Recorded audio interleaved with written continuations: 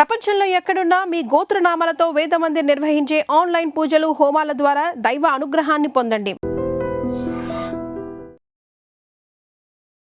నమస్తే అండి. నమస్తే అండి. మనం స్థలం కొనేటప్పుడు క్వాలిటీ చెక్ ఎలా చేసుకోవాలండి? అంటే ఎవరికి ఏ స్థలం అనుకున్నాం, ఎక్కడ కొనాలి, ఎలా కొనాలి? భూమాతను కొంటున్నట్టే కదండి మనం. సో మనకు ఉండాల్సిన అర్హతలు ఏంటి, ఏమేమి చూసుకోవాలి, అవన్నీ ఈ వీడియో ద్వారా తెలియజేసే ప్రయత్నం చేద్దాం. అసలు మనం భూమి కొనుగోలు చేసే ముందు ఎట్లాంటి వాస్తు చూడాలి.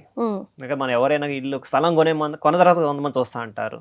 అసలు మనకు తూర్పు వైపు తూర్పు రోడ్డు ఉందని చెప్పి మనం బ్రోచర్లో చూసేసి తూర్పు అనుకుంటాం. కానీ యాక్చువల్ తూర్పు ఉందనేది వాళ్ళకి తెలియదు. యాక్చువల్గా తూర్పు ఉందా లేదా అన్నట్టు తెలియదు. తూర్పు ఉందా ఏ దిక్కుందని కరెక్ట్ తెలియదు. రోచర ప్రకారం వాళ్ళు వేస్తారు నార్త్ డైరెక్షన్ అని చెప్పేస్తారు. బట్ అది ఎగ్జాక్ట్ గా 100% ఉండదు అనమాట. ఏ లేఅవుట్ కూడా ఉండదు. ఆల్మోస్ట్ ఎన్నో కొన్ని డిగ్రీస్ టిల్ట్ అయ్యి ఉండటం. సో భూమి కేవలం మట్టి కాదండి. ప్రతి స్థలానికి ఒక ప్రాణశక్తి ఉంటుంది. మనం అనుకున్నట్టు భూమి దగ్గర ప్రాణశక్తి ఉంటుంది కదా. దాంట్లో వృక్షాలు పెరుగుతాయి, గడ్డి పెరుగుతుంది, చాలా ప్రాణులు వచ్చి అక్కడ బతుకుతూ ఉంటాయి. మరి అట్లాంటి ప్రాణశక్తి ఉన్న ల్యాండ్ మనకు ఇంపార్టెంట్ అనమాట. తర్వాత సరైన భూమి ఎంపిక చేసుకుందంటే మంచి గృహం కన్స్ట్రక్షన్ చేసుకోవచ్చు, మంచి ఇల్లు అనేది. ఎలాంటి చెక్ పాయింట్స్ చూడాలండి? అట్లా చెక్ పాయింట్స్ ఏమైనా ఉంటే దాన్ని ఫ్లాష్ చేయండి. ఖచ్చితంగా అండి. ఇప్పుడు మనకి మంచి గృహం కట్టాలనుకుంటే ఏం చేయాలి? మంచి ల్యాండ్ కావాలి ఫస్ట్ థింగ్. ఆ తర్వాత ఏంటంటే పంచభూతాల శక్తి మనకు ఆ భూమిలో ఉండాలి. ఆడి భూమిలోనే బై న్యాచురల్ గా ఉంటాయి అనమాట.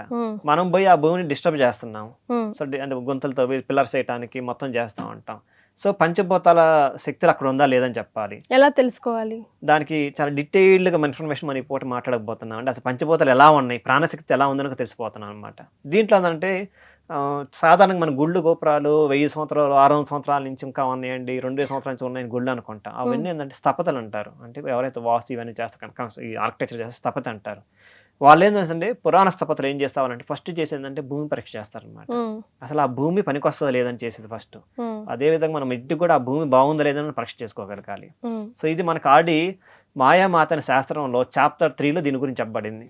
భూమి అనేది ఏంది, దానికి ఎలా తీసుకోవాలని చెప్పేసి. అంటే భూమి సమస్త జీవులు తల్లి, శుభభూమిపై నిర్మించిన గృహం ఆరోగ్యం, ఐశ్వర్యం, సంతోషాలతో పాటు సుఖాలను ప్రసాదిస్తుందని చెప్పేసి శాస్త్రం చెప్పబడింది. ఈ సాంస్కృతిక సుఖం చేసి చాలా పెద్దగా ఉంటుంది. తిరుగులు ఇది అనమాట. సో దీనివల్ల ఏంటంటే మనకి భూమికి చాలా అంత హై ఉంటుందండి. సో భూమి ఫస్ట్ ఎట్లాంటి భూములు ఉంటాయి చాలా మంది డౌట్ అన్నమాట. ఫస్ట్ ఏంటంటే గోముఖి స్థలం అంటారు. అంటే ఆవు ముఖం ఉన్న షేప్ అనమాట. ఆవు ముఖం షేప్ అది ఎట్లా ఉంటుందంటే ముందు భాగం ఇరుగ్గా ఉంటుంది, వెనక పేసరి పెద్దగా ఉంటుంది అనమాట. సో ఇది అలా ఉంటుంది. అది గోముఖి అంటారు. అంటే వెనక పేరు వెడల్పు అయిపోతాను అనమాట. ఇది నివాసానికి శ్రేష్టం అనమాట. అట్లానే షేర్ముఖి లేదా సింహముఖి అంటారు. అంటే సింహం అనమాట. అది ఎలా ఉంటుందంటే ముందు భాగం వెడల్పుగా ఉంటుంది, సింహం తల పెద్దగా ఉంటుంది. సింహం వెడల్పు ఉంటుంది, అతను పోయేదాకా సన్నగా అయిపోతుంది. ఇవి ఏంటంటే బిజినెస్ రిలేటెడ్, అంటే వ్యాపారంగా అనుకోవాలి అనమాట.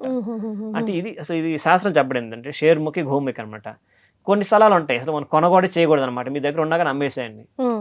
సో త్రిభుజాకారం ఉన్నాయి, లేకపోతే లంబాకారం ఉన్నాయి, లేకపోతే బాణం షేప్లో ఉన్నాయి, చాలా రకరకాల షేప్ ఉంటాయి. మనకు మిగిలిపోయి ఉంటాయి ఎక్కడ. అవి మనం తక్కువ వచ్చి కొనటం, లేకపోతే పూర్వకాలం కొన్నాయి, లేకపోతే మనకు ఆడి మన స్థలంలో కట్ చేసి పెట్టేస్తాం. ఈ చాలా మంది చేస్తాం అనమాట. అవి మన దగ్గర ఉండకూడదు. అవన్నీ నిరాకారాలు అంటారు అనమాట. అంటే ఆకారం లేని స్థలాలు అనమాట. మరి ఆకారం లేని స్థలాలు మన దగ్గర ఉండకూడదు కదా, అట్లా అనమాట. తర్వాత ఈశాన్యంలో మూతబడిపోంటాయి కొన్ని, లేకపోతే మూల కట్టే ఉంటాయి. ఆ స్థలం తీసుకోకూడదు. మీరు 10 లక్షలు చీప్కి ఇచ్చిన, లేకపోతే మీరు ఫ్రీకి ఇచ్చిన తీసుకోకూడదు అట్లా స్థలాలని. ఇట్లా అనమాట. ఎందుకంటే గోముఖి స్థల సంపదన సృష్టిస్తుంది, అట్లా సింహముఖ స్థలం వ్యాపారం సృష్టిస్తుంది అన్నట్టుగా మనకని. మరి ఈశాన్య మూల, తూర్పు మూల ఏదైతే ఉన్నాయో కరెక్ట్ గా తీసుకోవాలన్నమాట. అసలు ఫస్ట్ ఆఫ్ ఆల్ ఇవి ఎట్లా తెలుస్తాయి మనకి? మనం బ్రోచర్ చూస్తాం, వెంచర్ వేసినప్పుడు బ్రోచర్లో పోయినా మరి తూర్పు ఉత్తరము అంటారు. బట్ అది ఎగ్జాక్ట్ ఏంటంటే మీకు రీసెంట్ గా గూగుల్ ఎర్త్ అని ఒక టూల్ వచ్చింది అనమాట. ఫస్ట్ ఇంత మూలైతే సర్వేయర్ వచ్చి ఆయన డ్రాయింగ్ చేసేవాడు, ఆయన టూల్స్ వాడుకొని. ఇప్పుడు మనం గూగుల్ ఎర్త్ టూల్ వాడుకొని మనమే డిజైన్ చేసుకోవచ్చు.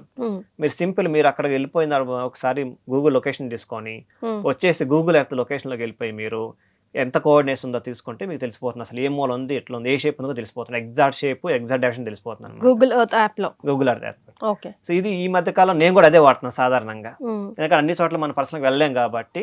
సో గూగుల్ లొకేషన్ తీసేసుకొని మనం ఆటోమేటిక్ అలొకేషన్, ఇంత మొదల పర్సనల్ ఫిజికల్ విజిట్ వెళ్ళాల్సి వస్తుంది, ఇప్పుడు అవసరం లేదు. తర్వాత భూమి దిశలో అవి ఎట్లా వాలు ఉండాలి, ఇది కూడా ఇంపార్టెంట్. ఏ వైపు ఉండాలి? సపోజ్ మనకి ఉత్తరం, తూర్పు, ఈశాన్యం ఏంటంటే వాలుగా అంటే పల్లంగా ఉండాలన్నమాట. అదో దేని వల్ల శుభకరం అనమాట. సరే ఉత్తర హైట్ ఉండో లేదా తూర్పు హైట్ ఉందంటే మనం హోల్ భూమిలో మనకు 100 గజాలు 500 గజాలు ఎంతైనా కానీ ఆ భూమి వరకు చూసుకోవాలి మనం.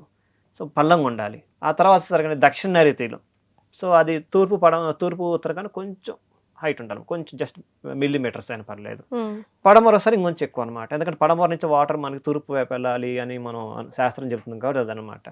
సో అందుకని మీరు ఎస్పెషల్లీ మన హైదరాబాద్ టెరైన్ కానీ లేకపోతే బెంగళూరులో కూడా మీరు నార్త్ బెంగళూరు ఈస్ట్ బెంగళూరు కానీ లేకపోతే వెస్ట్ బెంగళూరు పోతే మీకు అన్ని బెంగళూరు హైదరాబాద్ ఎలా ఉంది టెరైన్, ఉమ్, కొండలు గుట్టలు ఉంటాయి కదా, ఉమ్, అదే మాదిరి ఉంటుంది అక్కడ కూడా. ఉమ్, సో మనం ఇప్పుడు జూబ్లీస్ బంజారీస్ లేకపోతే ఇక్కడ తీసుకుందంటే ఇట్లా వాలుగా ఉంటాయి, చాలా ఇల్లు రోడ్డు కూడా ఫ్లాట్ ఇట్లా డౌన్గా ఉంటాయి. కొన్ని ఇల్లు బాగా యోగిస్తాయండి, కొన్ని ఇల్లు కొంచెం మీరు చూడడానికి తెచ్చిపోయచ్చు. ఉమ్, సో రీజన్ ఏంటంటే రివర్స్ డైరెక్షన్లో ఉన్నప్పుడు వాస్తు ప్రకారం ఓకే. అదనమాట. ఇవి తెలుసుకోవాలన్నమాట. తర్వాత మనకి భూమిని శక్తిని ఎలా చూడాలి, మీరు ఇంత క్వశ్చన్ అడిగారు, భూమి శక్తి ఎలా పలానా శక్తిని ఎలా తెలుస్తుందంటే ఉమ్, పూర్వకాలంలో ఏం చేసేవాళ్ళంటే గుడి కట్టేటప్పుడు కానీ ఇట్లాంటి గుడి అంటే లాంగ్ టర్మ్ ఉన్న కన్స్ట్రక్షన్ చేసేటప్పుడు ఏం చేశారంటే ఎర్లీ మార్నింగ్ వెళ్తారు, ఉమ్, అంటే బ్రహ్మముహూర్తం వెళ్తారు అనమాట. అంటే బిట్వీన్ 2:30 నుంచి 4:30 5:30 లోపల కూడా వెళ్ళొచ్చు అనమాట. ఉమ్, వెళ్ళేసి మట్టి స్మెల్ చూస్తారు. ఓహో. సో మట్టి స్మెల్ ఎలా ఉంది, ఉమ్, సువాసన వస్తుంది అనుకోండి, అద్భుతం అనమాట. ఆ తర్వాత గోధుమ కలర్ ఉన్న మట్టి, ఎర్ర మట్టి, ఆ తర్వాత ముదురు గోధుమ రంగు వర్ణాలు ఉన్న మట్టిలు ఏంటంటే చాలా వస్తాయి అనమాట. ఉహు, మట్టి కలర్ ఇంపార్టెంట్ అనమాట. ఉమ్, అందుకని మీరు చాలా గుళ్ళకి వెళ్ళండి, మీరు ఎక్కడైనా పెద్ద పెద్ద గుళ్ళు పురాతన గుళ్ళకి వెళ్ళండి, అక్కడ మట్టి సాయిల్ రెడ్ సాయిల్ ఉంటాయి బై డిఫాల్ట్.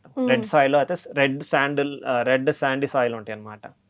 ఆ తర్వాత మీరు ఇంకోటి శాస్త్రం ఏం చెప్పిందంటే ఒక చిన్న గుంతతో వేసి ఉమ్, దాంట్లో నీరు పోయేసింది, ఉమ్, నీళ్ళు ఫుల్ చేసేస్తే అది మన నెక్స్ట్ డే మార్నింగ్ వచ్చినప్పుడు ఎన్ని వాటర్ ఉన్నాయి పూర్తిగా ఇంకిపోయింది అనుకోండి, డ్రై అయిపోయింది అనుకోండి, ఆ భూమి కొనకూడదు. ఓహో. అలా ఓకే. అనమాట. ఉహు, లేదు హాఫ్ ఉంది అనుకోండి, ఉమ్, చాలా ఉత్తమం అనమాట. నిండుగా ఉందన్న కూడా మళ్ళీ ఆలోచించాలి. ఓకే. పూర్తిగా ఇంకా పోయినా కానీ ఫుల్గా ఉన్నా కానీ అదే ఆలోచించాలి, ఇల్లు ఉమ్, కట్టా తీసుకోవాలి వద్ద స్థలం అనేది. ఉమ్. హాఫ్ ఉంది అనుకోండి, అద్భుతం, అసలు మీరు ఏమంటే కళ్ళు మూసుకుని తీసేసుకోవచ్చు.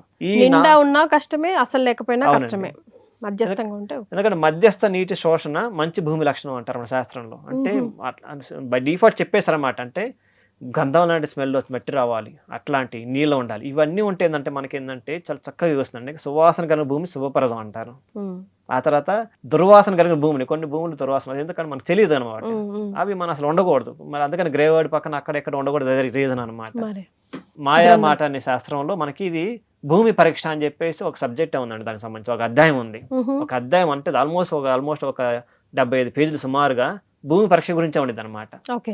దాంట్లో చెప్పబడిన మనం తీసుకొచ్చి Important చెప్తున్నాను, points. ఇంపార్టెంట్ అనమాట. సరే ఇప్పుడు మనం భూమి తీసుకున్నామండి, తీసుకుంటే ఏం చేయాలి, మీరు ఇందాక అడిగినట్టు ఎట్లాంటి తీసుకోవాలని చెప్పేసి అంటే ఫస్ట్ ఏంటంటే గోధుమలు ఉమ్, లేదంటే నవధాన్యాలు ఉమ్, నవధాన్యాలు తీసుకొచ్చి చల్లేసి వాటర్ పోయండి.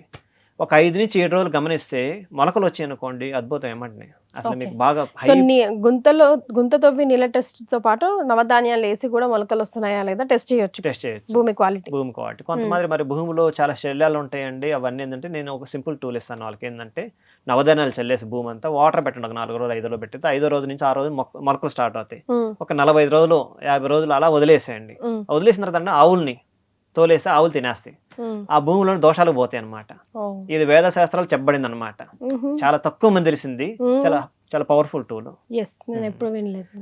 ఆ తర్వాత ఈ మొక్కలు కూడా వేగంగా మొలకెత్తినాయి అనుకోండి, సపోజ్ నవధాన్యాలు చాలా హై పాజిటివ్ అనమాట. కొన్ని చోట్ల మొలిచి కొన్ని చోట్ల మొలగొని ఉంటాయి, కొన్నిసార్లు 60, 70, 80% అలా మొలుస్తాయి, లేకపోతే రెడ్ కలర్ వస్తాయి, గ్రీన్ కలర్ బోధలు. అవి ఏంటంటే ఎంత ఎక్కువగా డ్యామేజ్ అవుతుంటే అంత తక్కువ ఎనర్జీ ఉన్నట్టు. ఇవి మనం గమనించాల్సిన అనమాట. ఎర్లీ మార్నింగ్ అవర్స్ పోతాయి, మనం ఏ వెంచర్ ఎక్కడ పోయినా భూమి అంటే ఇప్పుడు సిటీలో దొరకదు కాబట్టి కొంచెం బయటకు పోవాలి. కాబట్టి సూర్యోదయం మార్నింగ్ టైం పోతానంటే చక్కగా మీకు అక్కడ బాగానే ఒక గుడ్ వైబ్రేషన్స్ వస్తాయి. ఎలా అంటే పక్షుల సౌండ్ వినిపించటం, ఆ తర్వాత సీతాకోచిలకలు, ఇట్లాంటి అంటే పాజిటివ్ ఎనర్జీ బిల్డ్ చేసే ఎన్విరాన్మెంట్ మనకు కనిపిస్తూ ఉండేది. మీరు ఎవరు మీరు అక్కడ పోతే మీకే తెలుసు, పర్సనల్ అనమాట, మనకి ఫీల్ వచ్చేస్తుంది. ఇట్లాంటి పరీక్షలు చేసుకోగలిగితే ఖచ్చితంగా బాగా కలుస్తుంది. ఇది రీసెంట్ గా మనం జియో టెక్నికల్ పరీక్షలు అంటారు అనమాట, సాయిల్కి సంబంధించి చేసే అనమాట. ఇవి చేయకముందలే మన పూర్వకాలంలో గొంతు దవి నీళ్ళు పోసి చేసేవాళ్ళనమాట, ఇంత టెక్నాలజీ రాకముందలే.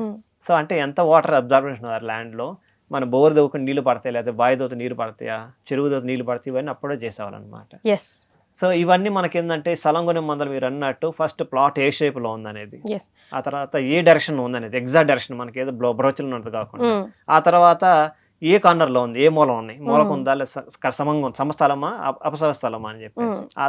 ఆ తర్వాత సీడ్ టెస్ట్ చేయాలి, విత్తనాలు జల్లేసి అది చేసి, తర్వాత సాయిల్ స్మెల్ చూడాలి, ఆ తర్వాత వాటర్ డ్రైనేజ్ ఎంతవరకు పోతుంది, నీళ్ళు పోస్తే ఎంత తొందరగా పోతుంది, ఆ తర్వాత రోడ్స్ ఆ ఇంటి ఆ స్థలానికి సంబంధించిన రోడ్స్ ఎటువైపు ఉన్నాయి కరెక్ట్గా. సో ఇక్కడ మన శాస్త్రాలు ఏం చెప్పారంటే చిన్న శ్లోకం ఉందండి, అదేంటంటే భూమి పరీక్ష వినా గృహ కార్యం నా కరోతి అన్నారన్నమాట. అంటే బై డిఫాల్ట్ చెప్పేశారు, అంటే భూమి పరీక్షించకుండా, అంటే సాయిల్ టెస్ట్ ఏది చేయకుండా మనం గృహం కట్టకూడదని చెప్పేశారు. ఇప్పుడు మనం కొత్తగా సాయిల్ టెస్టింగ్ ఈ టెస్టింగ్ అని చెప్తున్నది మన పూర్వకాలం చెప్పేశారు అనమాట. అందుకని soil engineering report plus Vedic vastu assessment ఈ రెండు కంబైన్ చేస్తేనే ఆయన పర్ఫెక్ట్ అనుకూలమైన ఇల్లు కట్టుకోగలుగుతాం అనమాట. సో ఎలాగో కొంటున్నాం కాబట్టి కొన్ని జాగ్రత్తలు తీసుకోవాలి. ఎందుకంటే మనతో పాటు మన కొన్ని ఏజెస్ ఆఫ్ పీపుల్ అందులో, అంటే మన జనరేషన్స్ టుగెదర్ అందులో ఉండే అవకాశం ఉంటుంది. కాబట్టి డెఫినెట్గా ఇలా ఈజీగా, చాలా ఈజీ మెథడ్ కూడా, ఎవరికి వాళ్ళు చేసుకునే మెథడ్స్ కూడా మీరు ఇప్పుడు సొల్యూషన్ ఇచ్చారు. చాలా సంతోషం అండి, ధన్యవాదాలు. నమస్తే.